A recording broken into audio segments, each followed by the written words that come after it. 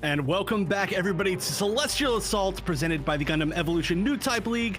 And once again, we are part of the Pilot Academy, which is so sick. Of course, these players are going to be playing for those points to potentially qualify at the end of the season. But I am EGP Wonder Chef, joined by James Jamerson Lee once again. We're one match down, and we've got quite a few more to go. Yeah, and I mean, what a way to start off the day. Typically, we don't see a 2-1 scoreline. It's always been 2-0 throughout the upper bracket for the most part when it came to these events. But our first match of the day going to map number 3, that was a nice treat to have. Yeah, and some really close matches as well. You know, we've started off with, maybe some newer teams before that have gone up against a little bit more experienced teams. But I feel like as we're getting further and further into this game's competitive life, we're starting to see a lot of players that have really gained that experience, that competitive experience. I would say almost the majority of these players in the tournament, although maybe not on the same teams that they're on, have competed in a lot of these breakout series events. So you love to see it. You love to see them all grow as players. But we are going to be moving on now to our next match, which does contain, again, some familiar teams. I feel like I've said this every single event now, but some familiar teams with some not as familiar players for the team. So our first team is going to be BOZOS, which we actually got a chance to see in that previous video during the break. Of course, we're our champions for the Halloween Havoc event a few months ago, but it is a very different BOZOS, as I believe there might only be 1 or 2 players who are actually remaining from that team. Players that I remember from that composition, I believe, as well. On the other side, it's going to be IQ that are coming in. Victus, Fusion Blackie, Chaotic Bacon. I mean, Fusion Blackie, I believe, was one of the Turn A players that were turning heads throughout our last event. Yeah, almost the turn A player. I believe that was the player who actually managed to pull off that super sick double kill to defend the bomb that we were talking about earlier on Quarry before. So we are gonna get a chance to see them again. And IQ is one of our 2 teams. I believe it was IQ and Portland Burnsiders that actually have the majority of their teams being carried over from previous events. So we for sure know that this is a strong team. I believe they got 4th place in our previous event, and with that showing that we saw, of course, from that particular play, but just their entire team together was extremely solid, and they're going to continue on. So this is going to be a familiar team with not many of the same players, and a familiar team with mostly the same players. So you'll have to see the consistency. I'm sure there's some good synergy just amongst them as human beings. I'm sure there's a lot of friendliness within that. They're probably friends in real life or from other games or something like that. But with all the roster changes, you expect to see a little bit more. I like to see the consistency. Yeah, and speaking of consistency, I mean, if our first match of the day was any kind of indicator, being able to see more turn A, especially like we said, off of Fusion Blackie, is going to be fantastic. But let's get into our map picks and bans. Like we mentioned, we do have a swap in our map pool. Colony Trading Post, our newest map, is going to get banned again. Stop and it. I mean, I can understand, right? Like maybe teams just don't have as much experience. They kind of just want to get that out of the map pool. So I understand going for that ban. Harbor City is our second ban of this set. They heard that those are my 2 favorite maps visually, and they were like, no, you can't have either of those. But we are, of course, down with our more consistent maps. Thermal Plant. Okay. So I was gonna say we've got 3 of our most popular maps here remaining. Thermal Plant is not one of those. It's one of the rarest that we've actually seen, I believe, on just any of these breakout series events. So that is a really interesting first pick. Of course, that's going to be a very chaotic close-up domination mission. So maybe we're going to see some different team comps for that one. And that still leaves Mountain R&D, so we might get double domination. We'll find out in just a moment. Of course, teams do like to fall back on Flag Fort, but now it is going to be Mountain R&D. So 2 maps in a row of domination. I mean, I feel like Thermal Plant itself might actually just set the pace, and whichever team ends up winning that first map might end up walking away with map number 2 as well. Yeah, this is going to be a chaotic set.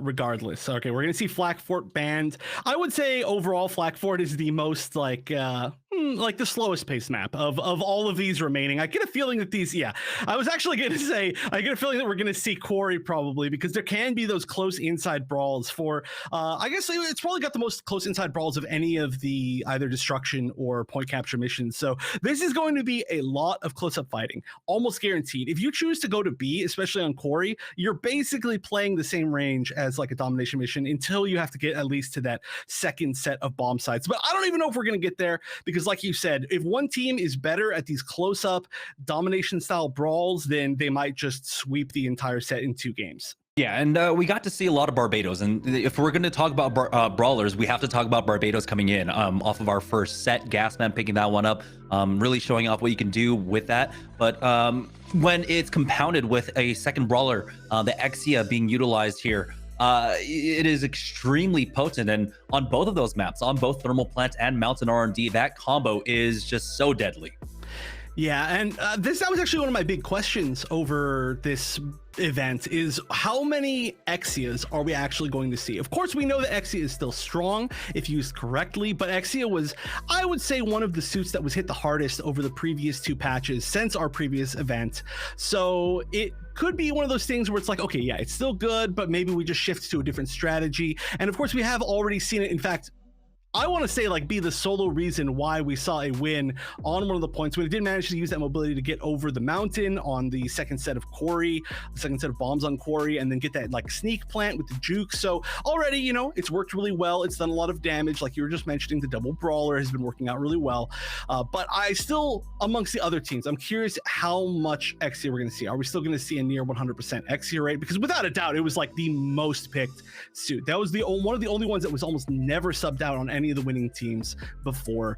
But especially now on domination, I'd have to expect that we're going to probably see a good chance of Exias. Yeah, I mean, Exia, even though it did suffer some pretty large nerfs, right? The damage for its dagger has been reduced, along with its headshot multiplier. I believe it's down to 1.7 instead of 2.0, like all the other headshot multipliers are. And that does, of course, also mean that the Trans Am comes up less often. And so it was actually a pretty big nerf to it, but just the simple fact that it has so much mobility, it still has a lot of deadliness in its kit. We're still seeing it being utilized right now. Just the simple fact that it basically has 6 dashes, it's kind of unheard of, and they haven't touched that aspect of its kit. So it's still going to be extremely potent. And when it comes down to these 2 maps in particular, Mountain R&D and Thermal Plant, it's able to utilize that mobility, especially its verticality, extremely well. Oh yeah, being able to get those flanks, and also just the fact that it is melee, which means that it is going to automatically counter any sort of shield options, which, you know, we might see, we might not see, but it's not like you have to sacrifice anything for it. So I think there is, of course, a good chance we're going to see that. The big question also, now that we've seen the first set of the day, is are we going to see a bunch of Barbados over time? I think personally that Thermal Plant is one of the best Barbados maps in the game, especially when you get to that point C. It can be just so good at sneaking through all the different little side angles, that using that mobility of the jump to be able to threaten both sides, or sorry, I should say both levels of that point at the same time. And all of the little, I guess, hallways are exactly the size of its hitboxes. So I'm a personal fan of it on Thermal Plant. I've always been a fan of it on Thermal Plant, which is not always the most common thing to see, right? It's one of the least picked maps, I think, in the entire Breakout series so far. But if we're going here first, I would personally like to see it at least. Yeah, again, it's just when you talk about that verticality, it's so important on Thermal Plant, like you said, Site A and Site C, even for Mountain R&D as well. You can utilize that center drop point to get over to a health pack if the ones on the outsides are taken. There are a lot of different ways that you can approach it with both Exia and Barbados. So I definitely see maybe both teams picking this one up. Of course, it does come down to who the teams were able to pick up. We talked about it. Huge roster changes, and trying to find yourself a Barbados specialist or an Exia specialist can be incredibly hard. Yeah, so as far as BOZOS goes, the only player that we know for sure has at least been like a committed player to a suit is Be Their Shield, which was, of course, amply, you know, named Shield with as using the Sazabi, so, you know, an actual tank player. So that is going to be, I mean, it's going to be a good suit on here, but you're going to know that there's going to be a shield, right? So you got to think about that when going into the matchup. And maybe it'll affect your decisions. Maybe it won't. Maybe you just go with what you have. But wait, is this thermal plant? We're starting on quarry. I think something might have gone wrong with this, or maybe I don't know. Never mind. Let's just go with it. Teams are playing it like they are actually going for this one. So the Ashmar Nitro Genocide trying to find that first little peak. We'll see though if there is a Barbados up here. No, it's the Gundam Unicorn coming out for the defensive side. They do have Chaotic actually on that Barbados, the first one to fall. Yeah, tried to hold that angle up there, but they were so ready. That is a huge coordinated push, and it looks like they're all going to also coordinate to push back around aside that little defensive box, and they're going to be doing a lot of damage. However, they're kind of putting themselves into a choke point here, and it looks like they're taking a lot of damage. Fusion Black is going to go down, but aside from that, I mean, just so many suits on the offensive side are going to be the ones that are falling, and this looks like it's going to have to be a reset. Yeah, you're not going to be able to get much with the Suzabi and the Pale Rider. The Pale Rider has fallen here. You can see now for the defense, they're going to go ahead and set up once more. Merle is on the back line on that left side, deathballing it up with his squad. We'll see in just a moment if they want to try and approach for a two-pronged attack, or if they just want to try and all barrel down on the left side. They are regrouping once again, but you can see Chaotic is up there with that Barbados once more. Doesn't look like he's going to give up that high ground quite yet. Yeah, I mean, it is a nice spot to hold. It was just you got super focused, but okay, here we go. Let's see if being up there is going to give any sort of advantage here. No, we're not actually going to see the Barbados does takedown be their shield. Like I said, that is going to be one of the biggest counters to, of course, any sort of shield unit. And it's actually Chaotic is just running havoc in this little spot, and that is going to be once again an offensive reset. They're going to have to regroup, reheal. However, a lot of players actually down on the defensive side, so they might just go for a quick push here. Yeah, Chaotic is set up on that high ground once again, but that peel, when you're that defense, you try to back away, buy some time for your Barbados come on in, and it looks like they're taking their time on the offense to try and go in. Fusion Blackie gets sent back because of that Gundam Unicorn. Chaotic finds one. That's a 1-for-1 exchange, but Nitro Genocide is caught out 2v1, and he will fall. Ooh, yeah, we might see the pickup. Wow, the pickup does actually happen. It looks like actually it wasn't there quite in time. We're going to see Exponent on sorry, just going down immediately. Exponent, I mispronounced that. But just barely staying up at 1 HP behind that shield for so long. Very impressive. But again, offense just getting picked off. They're getting so close to that relay, but they're just never quite able to take it. We do see the punch available on Nitro Genocide on this Ashamar, and that can be one of the best G maneuvers to use when they're all hiding behind that box, because you can get like a 4-hit with that.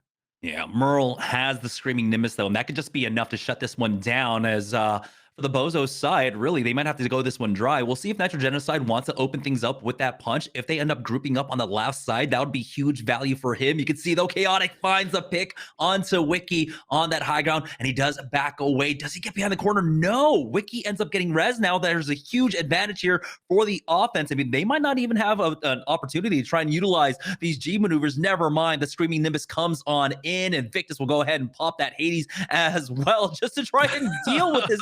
Remember, he is so tanky, but D will ultimately go down. The defense holds for now and sends them packing once more.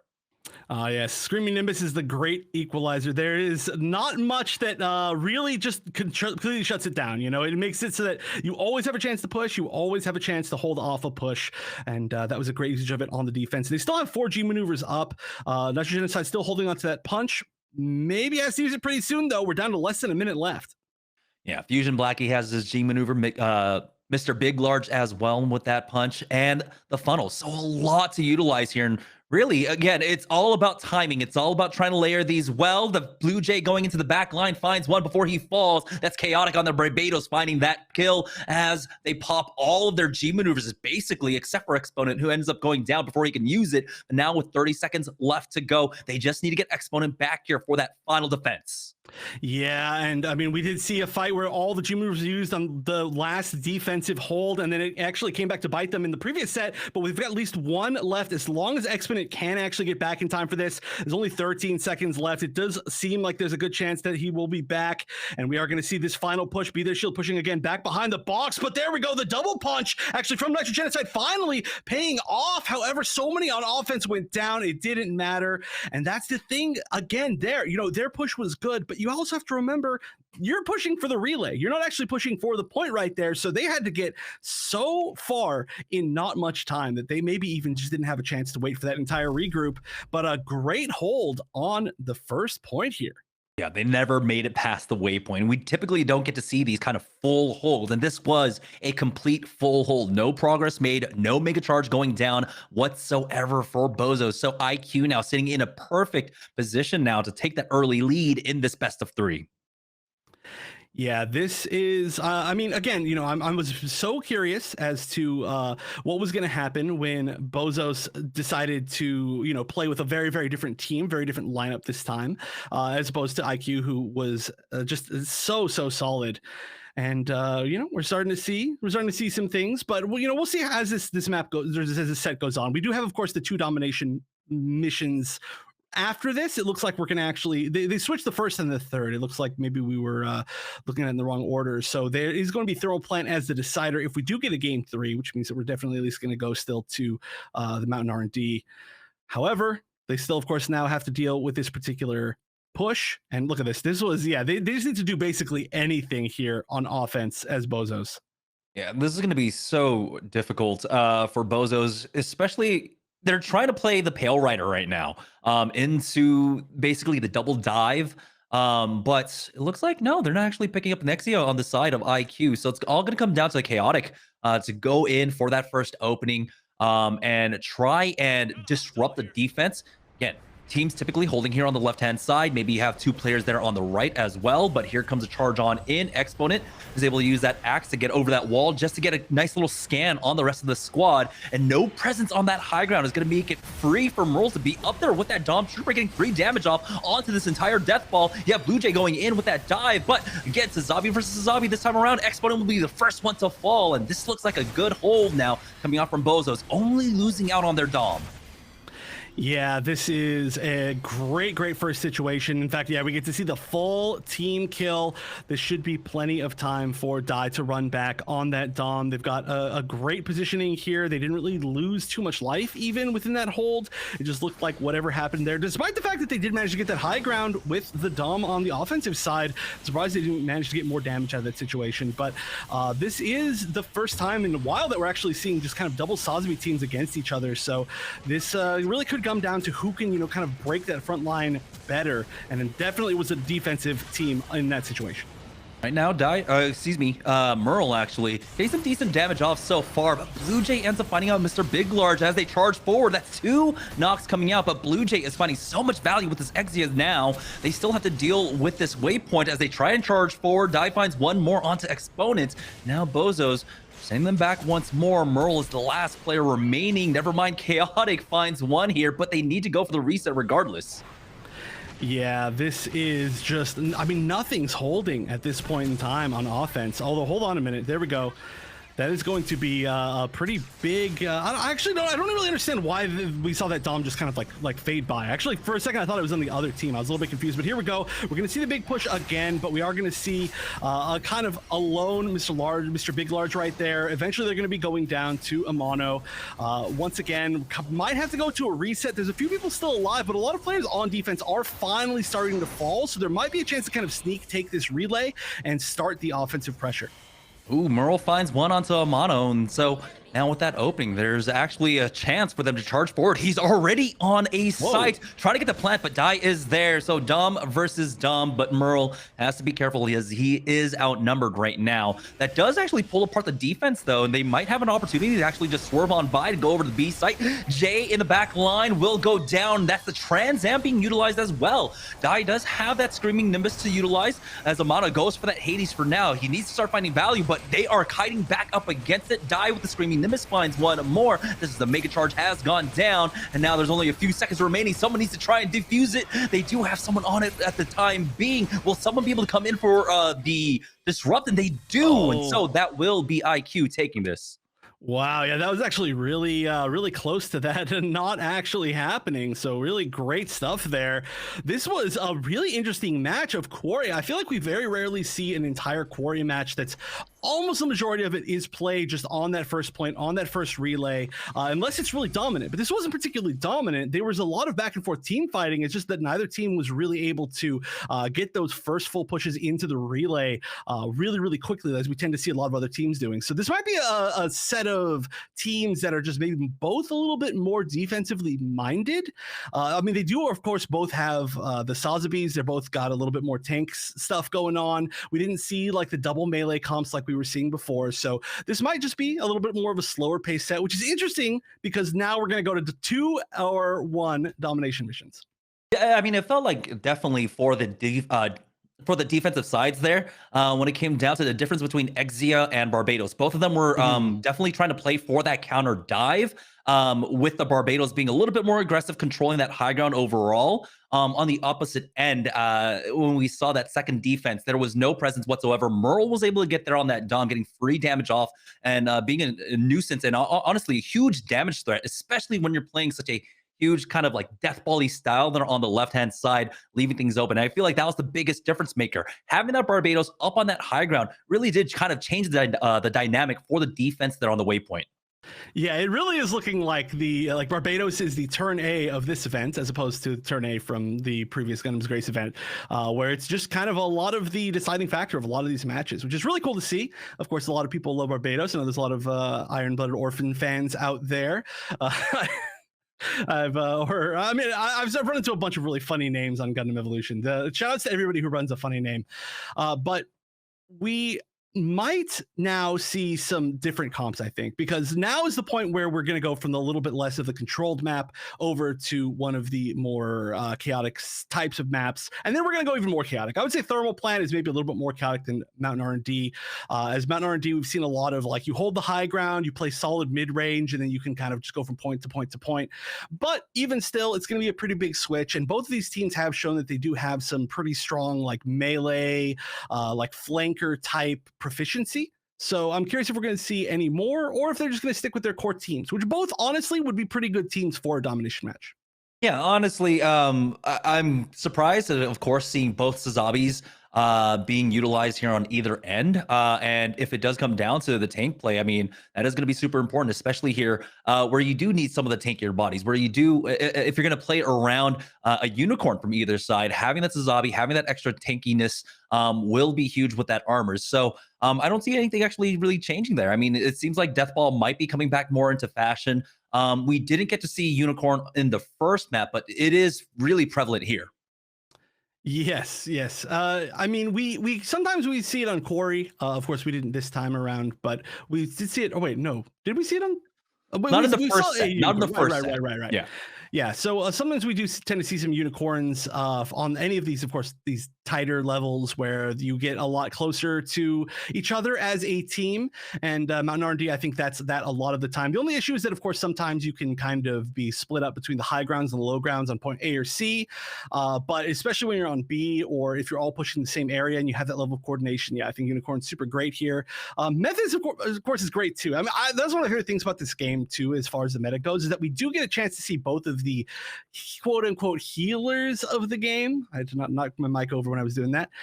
We see them both a lot, right? Both Methus and Unicorn have so many really good uses in different situations that you never feel like you're like, okay, well, we just got to pick this one. Like, they're both just really unique in not only the way that they support their team, but in the way that they provide an offense as well. And in this particular map, if we are going to Mountain R&D, you can think of it more as like, okay, Unicorn can sit here and we can, death ball and we can hold this high ground, or Methus can use its mobility to be able to challenge the high ground from like a lower ground, or be able to escape from situations when you're fighting for B a little bit better, or just get like a higher shot with its, its F with its charged blast. I can't remember exactly what it's called, but it's big AoE blast on like a big group of enemies that are all death balling. So it's really just all how you want to play as a team. And the flexibility is one of my favorite things about Gun Evo.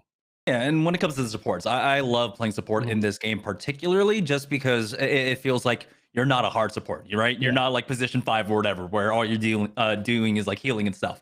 You can actually be involved in the battles. You can make a huge, make so many plays as a support player.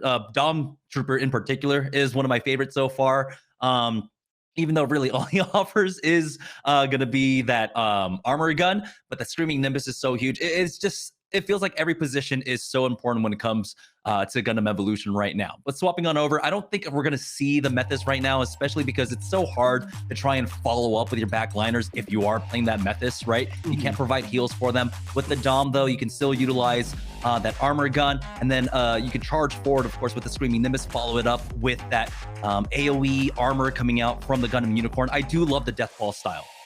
Oh yeah, Dom is so good at Mountain R&D. I mean, you know, I was just talking about potentially the two quote-unquote healer supports, but there's so many, yeah, and we are going to see the double Unicorn and the double Dom, of course. I mean, we're going to see double Dom on pretty much everything. The big differences here are, again, it's going to be the Exia for the Barbados, and whoa, they're actually already here. They're already fighting. Looks like we're going over to point C immediately, and we are going to see a lot of BOZOS going down. Yeah, and we tend to see this, especially when we start off on the outside points, C or A here on Mountain R&D. It's going to be a huge fight over this high ground, especially when you have Sazabis in play for either side. You really do want to try and maintain that position. You want to try and get your Pale Rider up there, and Victus is playing it for IQ right now. And you can see the huge fight over. Once again, the point has initially opened up and been taken by IQ, and they get in first pick onto Die.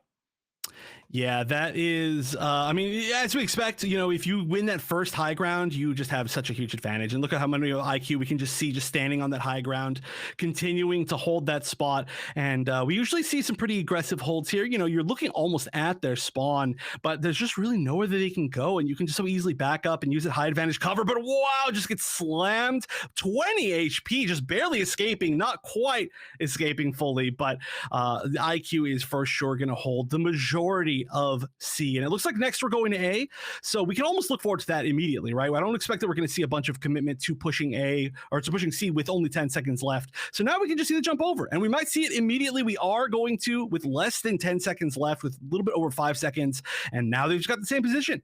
Yeah, BOZOS needed to try and preempt that rotation as quickly as possible, but you can see how it's almost impossible to do. IQ just jumps over that hole, and there they are onto point A, and now it's very similar to the first half so far of this map right now. Be Their Shield has to be careful. He's burning down to Mr. Big Large, and the Ashmar players are actually really not talked about enough when it comes to this map, because they command so much presence and just dominate the zones. But you can see now Be Their Shield wants to try and charge forward with that axe, but the Screaming Nimbus to counter engage onto them. Merle ends up finding Wiki with that, and that's going to be Exponent taking out his counterpart as well. Nice counter engage coming out from IQ.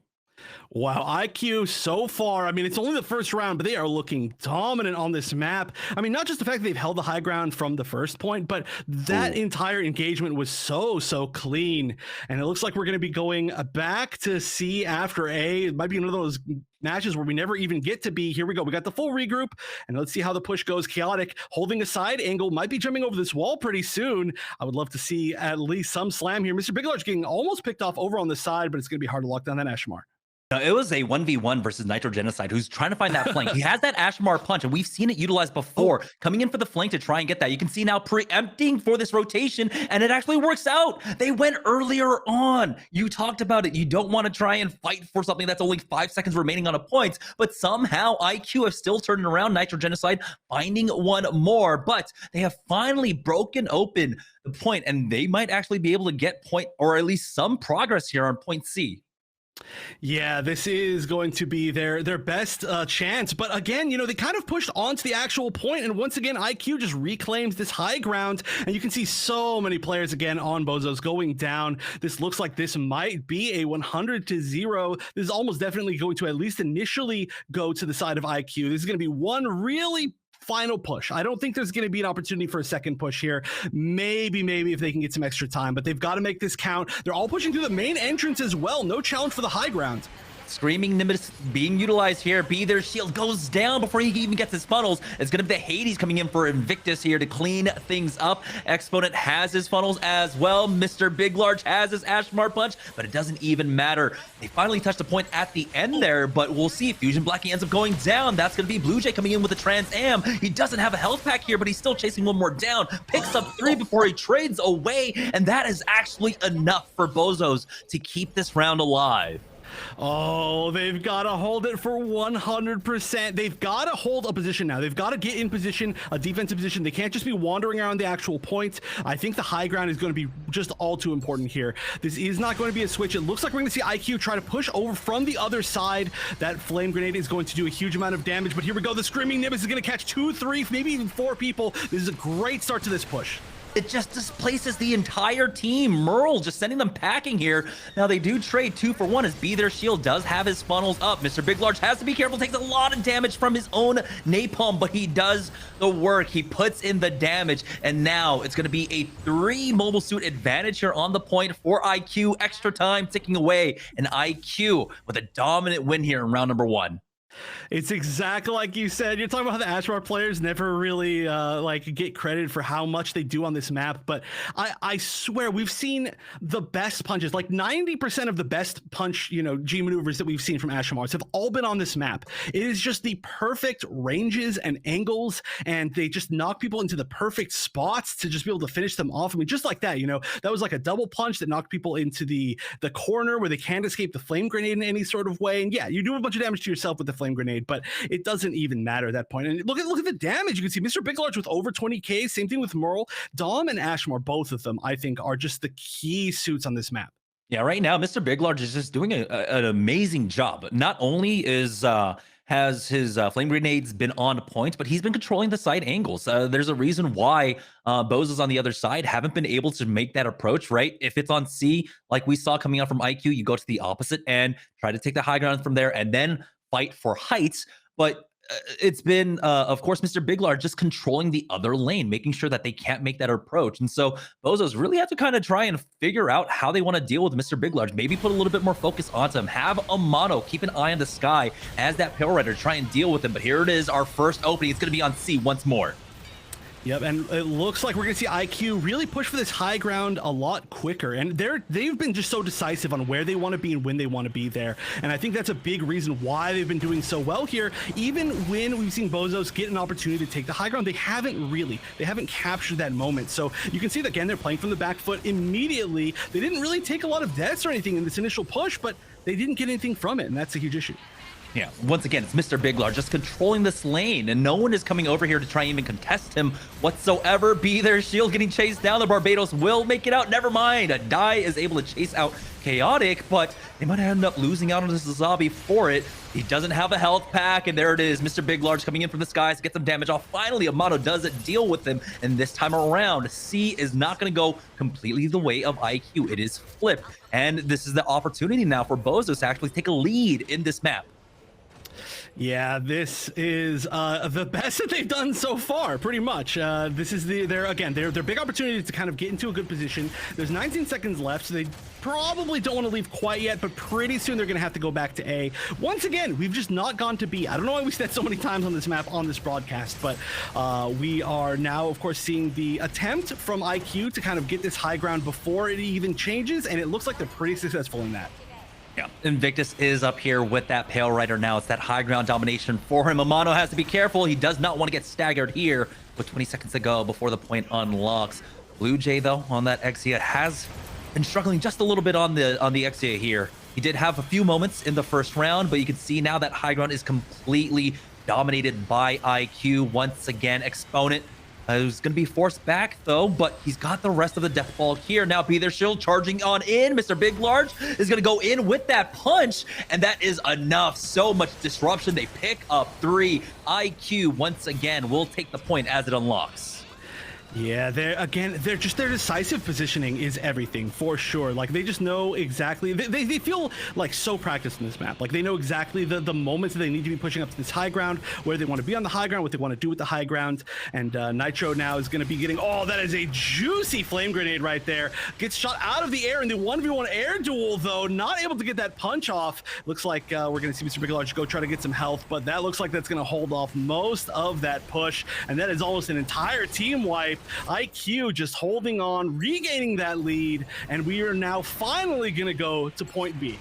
Yeah, it's coming down. Once again, the differences between our Ashmar players right now. Nitro Genocide has been struggling up against Mr. Big Large in those aerial duels, but this time around, the air isn't going to matter as much. It's going to come down to our Sazabis at this point. But you can see now, IQ They're preparing for it. They know that possibly a drop down is going to come in for BOZOS, and that's exactly what they do. Trans Am utilized, Blue Jay finds one. That's Invictus falling. The Unicorn will go down next, and Merle is the only one on the IQ side to find a pick. Blue Jay will ultimately go down at the end here as Mr. Big Large keeps this alive for his squad. There's still 10 seconds remaining. Now IQ can come back with the numbers.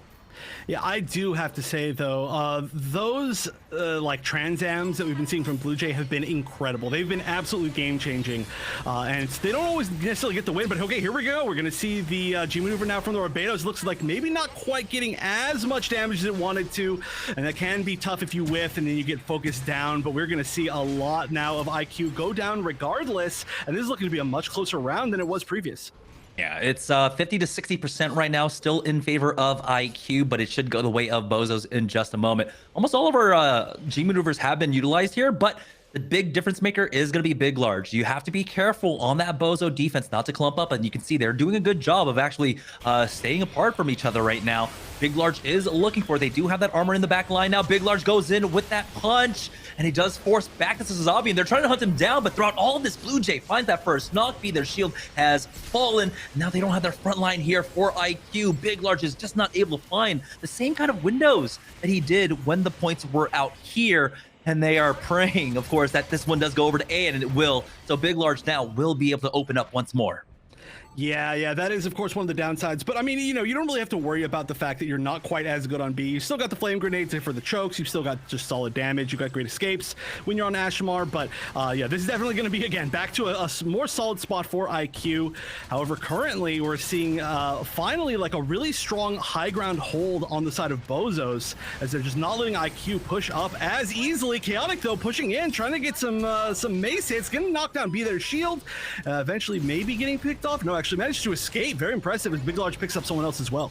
Oh boy, Chaotic down to 26 HP. He does get chased down by Amano, who did have the Hades popping that entire time. But as the point unlocks, that is going to be IQ to take it. And this is going to be the finisher, I believe. It's going to end here on point A. And IQ wants to start things off, or actually end things the way everything started here on Mountain R&D. Yeah, and we see the little regroup here, but IQ once again holding that high ground that they've been doing so well, and we're already seeing some damage. Just, I mean, all of this AOE damage that you get from the Ashmar maybe, or from the Dom can just add so much. Great punch again as well, and it's going to be 2 suits down on the side of BOZOS. That already is a huge disadvantage with only a few seconds left. 2 more suits going down, only Exponent going down on the side of IQ, and that should be it. I don't even know if they're going to be able to get back to challenge it. And that is IQ doing what they've been doing best. That is impressive to see. You can see how Big Large was actually able to change up his play style when it came to that final fight. He was consistently controlling the outer lanes and making sure that Genocider on the other side could not find an opening with that Ashmar. But as soon as he had that punch, he knew the win condition was right here. This Ashmar punch is all I need to connect with. I just need to create that disruption when they try to come in. He's able to play with his team. He no longer focuses on that left-hand side, and he just focuses on the win ahead of them. Congratulations. They take a much well-deserved victory there, and especially with the huge play coming up from Big Large.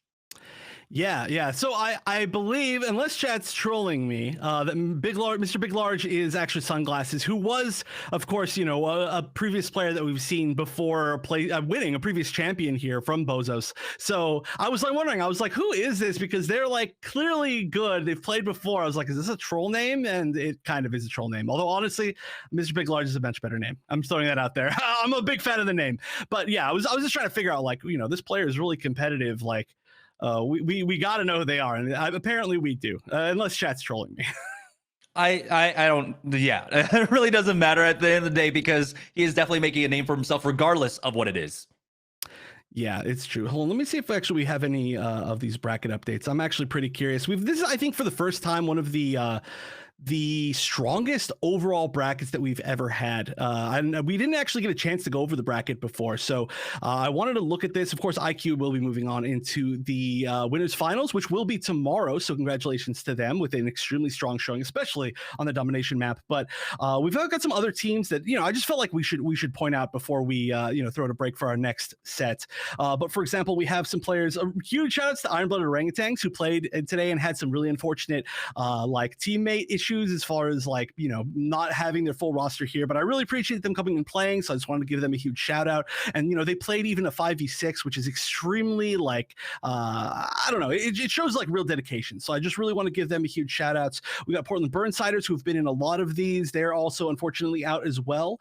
They went down to Akuma Kalimbar, which is a newer team to this event, so it's really cool to see. They're currently taking on Satora's Esports in the losers bracket as Space Noid Supremacists, okay, is now another new team in this bracket, and they're taking on Skill Issue. So I just wanted to give a shout out to some of those teams that we might not get a chance to see on the broadcast before they leave, and especially to, like I said, Ironblood Orangutans. Really unfortunate. We really hope you get a chance to play at your full power next time. But any last comments about this set before we throw to the break? No, just fantastic. I mean, we thought, you know, it was gonna, typically there's like one unit that stands out throughout most of our events, but it's been a good representation of multiple units so far. And I know it's only been 2 sets, but I'm loving what I'm seeing coming out from all of our players. I agree. It's one of the most up in the air tournaments that we've had so far by a huge amount, I think. But of course, we've still got so much of it to go, and that's what makes it so up in the air. So we're going to be taking a short break as we set up our next winners semifinals match. But don't go anywhere during that time. You know, get a little break, get a little bit of a rest. But we will be back with more Gundam Evolution right after this.